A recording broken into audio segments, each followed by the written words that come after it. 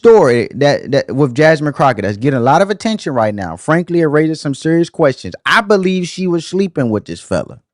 The same way Fannie Willis was sleeping with the lawyer that was under her team, right? Because somebody looked over something on purpose when it came to this security guard guy who was a fraud in himself. Because according to reports coming out of Dallas, the man who was reportedly working as bodyguard for Congresswoman Jasmine Crockett was shot and killed by a Dallas SWAT team after a confrontation with police.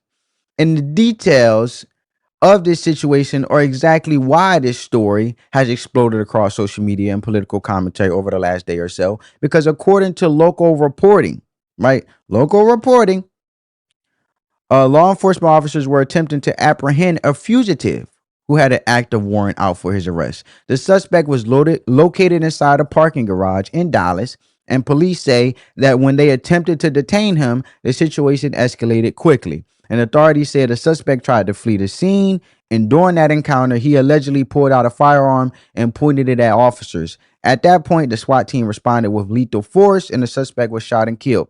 And that's the basic sequence of events being reported by law enforcement. Now, here's where this becomes politically explosive because multiple reports and sources began circulating online, claiming that the man involved in this confrontation with police had been working as a bodyguard for Congresswoman Jasmine Crockett.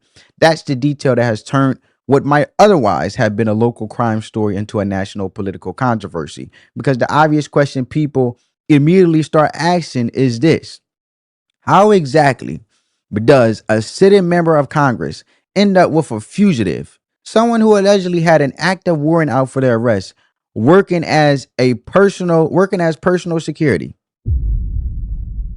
I'm pretty sure you need security clearances. That's pretty tedious to sit there and protect a congressman or congresswoman. But that's a pretty serious question because members of Congress deal with sensitive issues. They represent the public, and when someone is hired to provide security for a federal lawmaker, people expect that person to be vetted, professional, and law abiding. And instead, what people are hearing in this case is that the individual allegedly protecting a member of Congress was someone who law enforcement says was actively being pursued as a fugitive. And when police finally caught up with him, the situation escalated into a deadly confrontation. And that's why this story is catching so much heat right now, because critics are pointing out the irony of a politician who frequently speaks about issues like policing, criminal justice, and public safety being connected, even indirectly, to someone who allegedly ended up in an armed confrontation with police while trying to evade arrest. And of course, in today's media environment, stories like this spread incredibly fast.